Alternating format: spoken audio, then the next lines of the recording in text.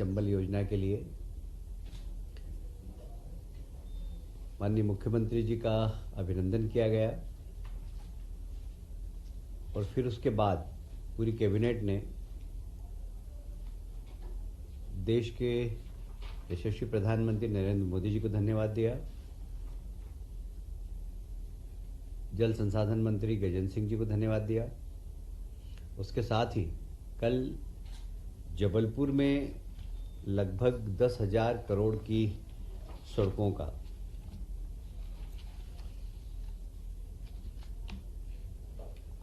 माननीय नितिन गडकरी जी ने कुछ घोषणा की है, कुछ आगामी कार्यक्रम के बारे में बताया। ऐसे लगभग 10,000 करोड़ की उन्होंने घोषणा की है। ये सड़कें निश्चित रूप से मध्य प्रदेश की एक भाग्य रेखा। एक समय था हम लोग कहा करते थे कि ऑन रिकॉर्ड मेरे बयान है कि मुख्यमंत्री जी दिग्विजय सिंह जी, मैं गुजरात से आता हूँ सोते हुए गाड़ी में और जैसे ही मेरी नींद खुलती समझ जाता हूँ कि आपका प्रदेश आ गया। अब बिल्कुल इसका उल्टा हो गया है। मध्य प्रदेश से आप कहीं पर भी जाएं सोते हुए, इतनी बढ़िया सड़कें हैं और उसमें केंद्र सरकार की बहुत अच्छी भूमिका। और इसलिए आज कैबिनेट ने नितिन गडकरी जी को भी धन्यवाद दिया है कि उनके द्वारा जो मध्य प्रदेश में नेशनल हाईवेज, ब्रिज और आरओबी वगैरह सब में सहयोग प्रदान किया, इसलिए नितिन गडकरी जी को भी धन्यवाद दिया है। मुझे ये कहते हुए बहुत गर्व है कि पार्वती काली सिंह चंबल योजना स्वर्गीय प्रधानमंत्री अटल बिहारी वाजपेयी जी ने नदी जोड़ो अभियान के अंतर्गत प्रारंभ की थी।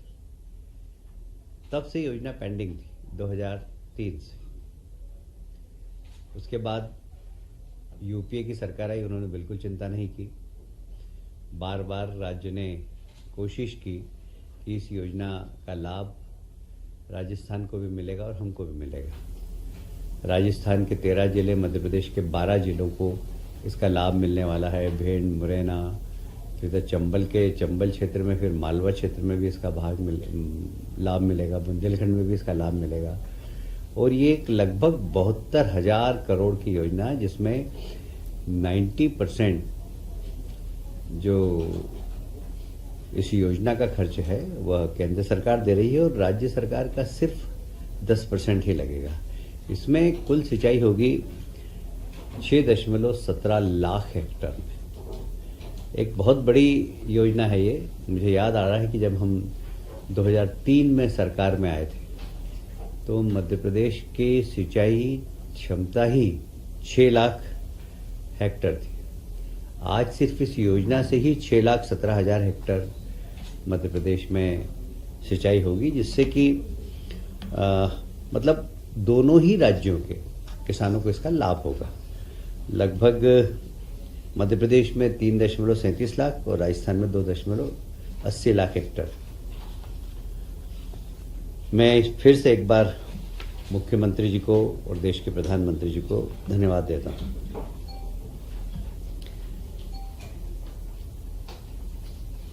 आज के एजेंडे में साधारणतया तो बहुत विशेष कोई विषय नहीं था जिसमें आपकी चर्चा की जाए, पर हाँ, रीवा में जो हमारा सुपर स्पेशलिटी हॉस्पिटल है उसके विस्तार के लिए लगभग 160 करोड़ का खर्च किया गया, आज स्वीकृति दी है। और मुझे लगता है कि 164 करोड़ की, और इससे रीवा क्षेत्र के अंदर जो सुपर स्पेशलिटी हॉस्पिटल बन रहा है उसके विस्तार में वहाँ के लोगों को काफ़ी लाभ मिलेगा, क्योंकि सब शहडोल और रीवा संभाग का एक सबसे बड़ा सुपर स्पेशलिटी हॉस्पिटल वही है, उसका लाभ उन्हें मिलेगा। मध्य प्रदेश की एक बहुत महत्वपूर्ण योजना हमारे प्रदेश में चल रही है, जिसमें हमारे प्रदेश के नौजवानों ने स्टार्टअप में देश में एक अच्छा उच्चतम स्थान बनाया है।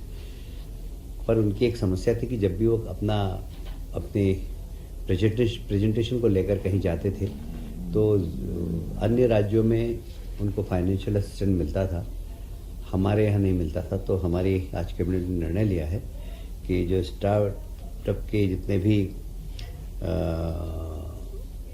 जो स्टार्टअप के जितने भी लोग हैं जो अगर राष्ट्रीय व अंतर्राष्ट्रीय स्पर्धाओं में भाग लेना चाहते हैं, तो उन्हें अगर राष्ट्रीय इसमें लेना है तो 50,000 रुपये तक की प्रतिपूर्ति सरकार देगी, और यदि अंतर्राष्ट्रीय स्तर पर किसी आयोजन में भाग लेना चाहेंगे तो 1.5 लाख रुपए की प्रतिपूर्ति सरकार देगी।